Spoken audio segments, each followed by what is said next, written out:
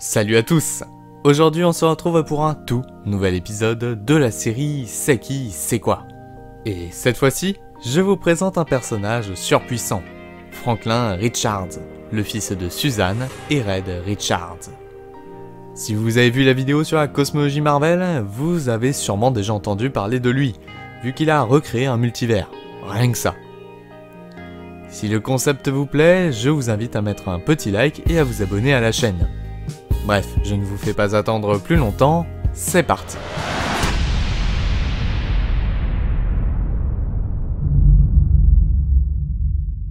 Apparu pour la première fois dans Fantastic Four Annual numéro 6 en 1968, la naissance de Franklin s'est avérée plutôt compliquée. Mais pour cela, il faut parler rapidement de ses parents. Red Richards et Susan Storm, plus connus sous le nom de Mr. Fantastic et de la femme invisible, ainsi que membres des 4 Fantastiques, ont acquis leur pouvoir via une énergie cosmique étrange, dont One Above All serait possiblement le créateur direct. Bref, cette énergie a profondément changé l'organisme des 2 parents, et ce changement a posé problème pour l'accouchement. En effet, les Fantastic Four se sont rendus en zone négative pour prendre des mains de Annihilus la Cosmic Control Rod, le seul outil possible de sauver le nouveau-né. Bon, la mission sera menée à bien, et Franklin Benjamin Richards vit le jour. D'ailleurs, en anecdote, la nounou de Franklin n'était autre que la sorcière Agatha Harkness. Dans tous les cas, les radiations ont aussi altéré le corps de Franklin, et celui-ci est né mutant. Mais contrairement aux autres, ses capacités se sont manifestées bien avant son adolescence, puisqu'il les a utilisées pour la première fois en réveillant la chose durant un combat contre les Frightful Four. Un jour, Annihilus l'a capturé, et à l'aide d'une machine, il a activé le plein potentiel de Franklin, à la place de laisser le temps s'en occuper. Vous vous en doutez, le jeune Franklin n'était pas prêt à accueillir autant de pouvoir. Red pensait même que Franklin pourrait détruire toute vie sur Terre si celui-ci ne parvenait pas à se contrôler. La seule solution trouvée fut de le mettre dans le coma.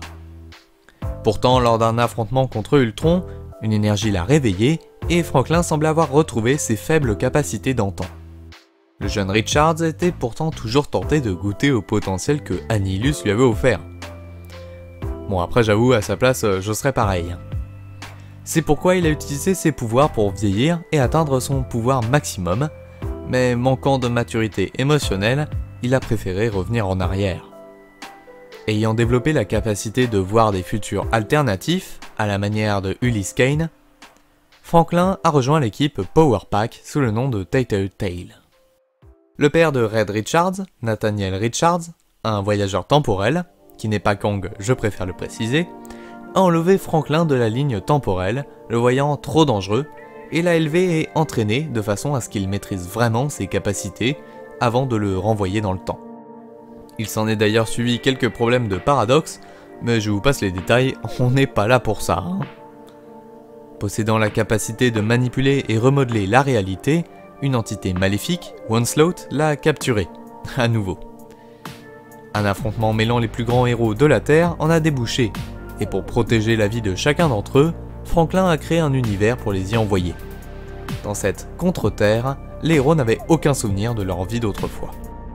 Après quelques aventures aux côtés de Man-Thing et Howard the Duck, le céleste Ashema a obligé le jeune mutant à renvoyer les héros dans la Terre 616. Quand Franklin a eu la vision de la mort de sa sœur Valeria Van Doom, des mains de Abraxas, il a ressuscité le défunt Galactus pour le vaincre. Mais après le combat, ses pouvoirs semblaient avoir disparu.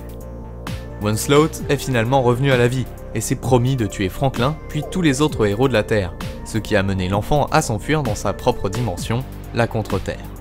Là-bas, Onslaught fut vaincu et Franklin est revenu chez lui. Arrive alors Secret Invasion. La mère de Franklin, Suzanne, s'est faite remplacer par un Skrull qui a envoyé le Baxter Building en zone négative. Là-bas, Franklin s'est allié à la chose, Johnny Storm et Tinkerer, un détenu de la prison 42, pour vaincre les Skrulls et revenir sur Terre. Dans la continuité des événements marquants, le Dark Règne débarque. Red et Suzanne, bloqués dans des réalités alternatives, Franklin et Valeria ont été assiégés par l'organisation Hammer. Poursuivis par Norman Osborn, prêt à les tuer, les Fantastic Four sont parvenus à revenir chez eux. Et vous vous en doutez, Norman a dû faire face à l'instinct maternel et protecteur de Suzanne. En d'autres termes, ça a chié.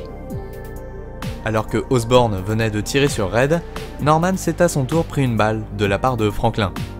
Un fait étonnant puisqu'il brandissait un pistolet en plastique. Alors, je suis peut-être pas un grand génie, mais je dis bien je crois, que ses pouvoirs sont revenus. Bon, on va dire ce n'est pas resté un mystère bien longtemps, vu qu'après avoir été couché, il s'est amusé à créer un univers sous sa couette. Enfin, rien d'alertant, rassurez-vous. Après la création de la Future Foundation, la fin du multivers approchait. Les Illuminati, les plus grands leaders de la Terre, se sont réunis pour trouver un moyen de sauver les habitants de la planète. C'est ainsi que l'idée d'utiliser les capacités de Franklin pour créer un univers refuge, de la même manière que la Contre-Terre, est apparue. Pourtant, Franklin n'a pas réussi, et s'est senti fautif vis-à-vis de ses parents qu'il pensait avoir déçus. Red a alors créé un radeau de sauvetage pour y emmener quelques rescapés, mais lorsque la Terre 616 et la Terre 1610 sont entrées en collision, les voyageurs ont été tués, à l'exception de Red. 8 ans plus tard, Red, ayant le pouvoir des Beyonders, qu'il avait volé auparavant au Dr Doom, s'est allié à Molecule Man pour ramener la Fondation et Franklin à la vie, et ensuite entamer la restauration du multivers en créant de nouvelles réalités. Plusieurs années plus tard, une entité, nommée Griever, a décrété que les actions de la Fondation étaient bien au-delà de leur importance dans l'univers, et a donc voulu les stopper, détruisant de nombreuses réalités en même temps. Red Richards a alors réuni les Fantastic Four. Les principaux? Non, tous les membres de l'histoire. Je dois vous avouer, je me souviens encore du jour où j'ai lu cet événement, et pourtant, il date de plusieurs années. C'était épique. Et après un combat acharné, la Fondation est repartie dans ses voyages multiversaux, mais Suzanne, Red, Valeria et Franklin, eux, sont rentrés sur Terre. Tandis que Franklin avait des capacités bien plus faibles qu'avant, il s'est mis à douter de la bonté de son père, qui lui n'arrivait pas à lui rendre son potentiel psychique. En même temps, Charles Xavier a créé la nation de Krakoa, un pays réservé aux mutants. Franklin en faisant partie, Charles l'a invité à les rejoindre, alors que les Fantastic Four s'y opposaient. Après un affrontement et l'intervention de Dr Doom, Franklin est devenu un citoyen de Krakoa, sans pour autant y vivre à plein temps. Lors d'un combat des 4 Fantastiques contre Cormorant, Franklin a utilisé tout le pouvoir qui lui restait pour le vaincre. C'est ainsi que Charles Xavier a découvert une chose. C'était le pouvoir de Franklin qui, inconsciemment, le transformait en mutant. Les ayant perdus, il n'était plus qu'un humain, l'expulsant ainsi de Krakoa. Il restera pourtant en très bons termes avec Kitty Pryde. Question pouvoir, notre jeune héros en a une belle panoplie, telle que la télépathie, la télékinésie, la possibilité de projeter de l'énergie, déformer la réalité et donc contrôler la structure moléculaire de chaque objet, voire même de créer des univers comme il a été de nombreuses fois démontré. Une version adulte de Franklin a d'ailleurs confirmé son immortalité et qu'il survivrait à la fin de Multivers comme l'a fait Galactus auparavant.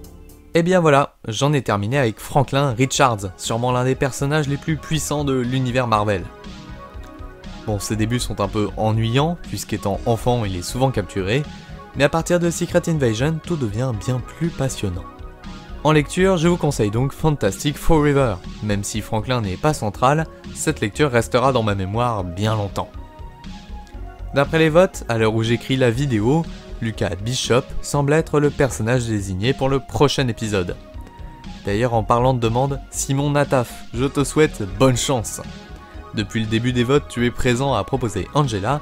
J'espère vraiment pour toi que tu finiras par être élu à ton tour. Si la vidéo vous a plu, je vous invite à liker, partager et à vous abonner à la chaîne, sans oublier la cloche des notifications.